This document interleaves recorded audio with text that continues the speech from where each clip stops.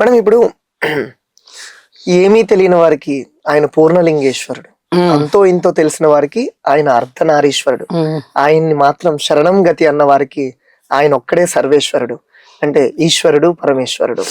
So ఇలాంటి టైంలో అంటే మహాకుంభ మేళలో నాగ సాధువులు వస్తూ ఉంటారు, అక్కడ తిరుగుతూ ఉంటారు నాగ సాధువులు.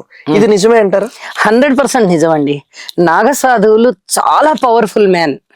చాలా ఎంత అంటే వాళ్ళు మామూలుగా మనలాగా ఐహికమైనటువంటి కాంక్షలతోనూ లేకపోతే ఈ లోకంలో ఉండేటటువంటి రంగుల ప్రపంచానికి ఒక మోహితులు అయ్యి అలా ఉండరు. వాళ్ళు 24 గంటలు దైవ సేవలో ఉంటారు. దైవ సేవలో ఉంటారు. వాళ్ళు ఏదంటే అది అవుతుంది. అలాగే వాళ్ళ దగ్గర చాలా మహిమలు కూడా ఉంటాయి. నిజానికి శవాన్ని తింటారు అనేటటువంటి ఒక పేరు వచ్చేసింది సాధువులకి, నాగ సాధువులకి, ఇలా అయ్యో అఘోరాలకి, ఇలాంటి వాళ్ళందరికీ వచ్చింది.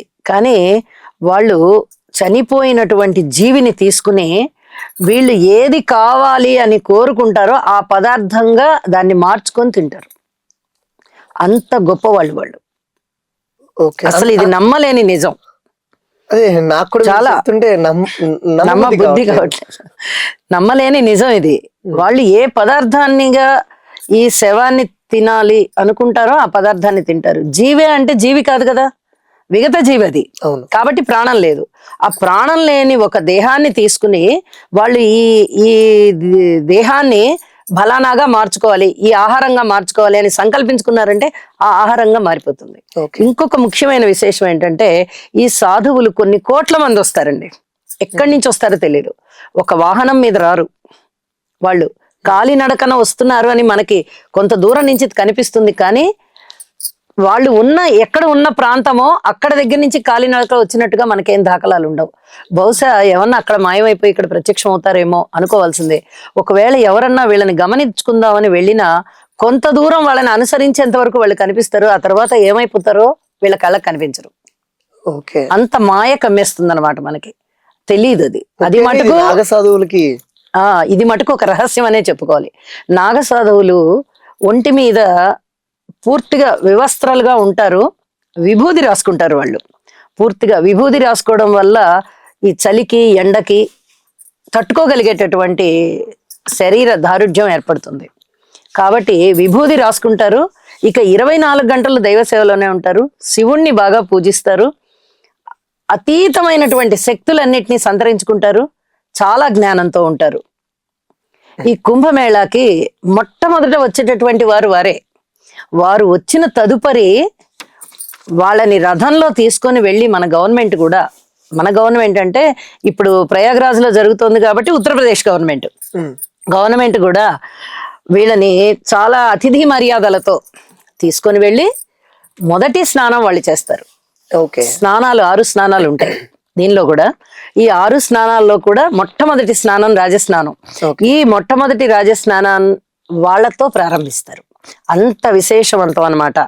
వాళ్ళకే ఎందుకు అంటే వాళ్ళు చాలా జపంలోనూ నిష్టలోనూ తపస్సులోనూ ఉన్నవాళ్ళు కాబట్టి. అఘోరాలు ఇంకొంచెం తపస్సు పెరిగి స్టేజ్ మారింది అంటే వాళ్ళే సాధువులు, వాళ్ళే నాగసాధువులు. అయితే ఈ రకమైనటువంటి దీక్ష తీసుకొని ఉంటారు కాబట్టి వాళ్ళు అంటే ప్రజా జీవనానికి అతీతంగా ఉంటారు కదా. వాళ్ళకి కోరికలు లేవు. మోక్షం అనేది ఎవరికైనా ఉంటుందిలేండి, అది కోరికని చెప్పకూడదు. జీవించిన తర్వాత ఏ మనిషికైనా అంత్యకాలం అనేది కావాలి కాబట్టి అంత్యకాలం మోక్షంలోకి వెళ్ళిపోవాలని ప్రతి వాళ్ళు కోరుకుంటారు. అలాగే వాళ్ళకేం కోరికలు ఉన్నాయి మనకి తెలియదు. కానీ ఈ సంసార జీవితం కానీ ఈ అవస్థలేవి, గృహస్థాశ్రమ అవస్థలేవి కూడా వాళ్ళకి ఉండవు. వాళ్ళు పూర్తిగా దైవధ్యానంలోనే ఉంటారు. అన్ని శక్తుల్ని వాళ్ళు సొంతం చేసుకుంటారు.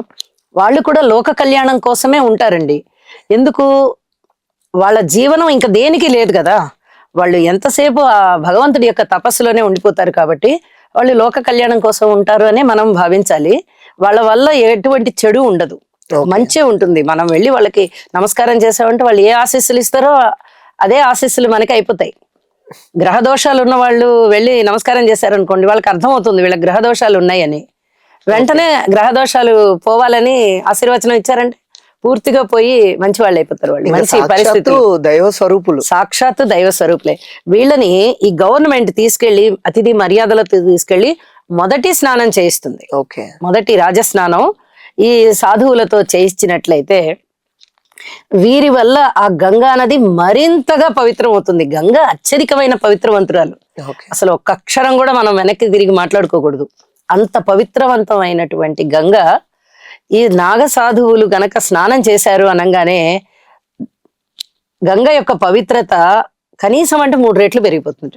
ఓ. అలాంటి పరిస్థితుల్లో తర్వాత మనలాంటి సాధారణమైన జనం స్నానం చేసినట్టయితే మనకి ఆ పుణ్యం అంటుకుంటుంది. ఓకే. అంటుకుంటుందని చెప్పి మనకి కథనాలు కూడా ఉన్నాయి, చరిత్ర కూడా అదే.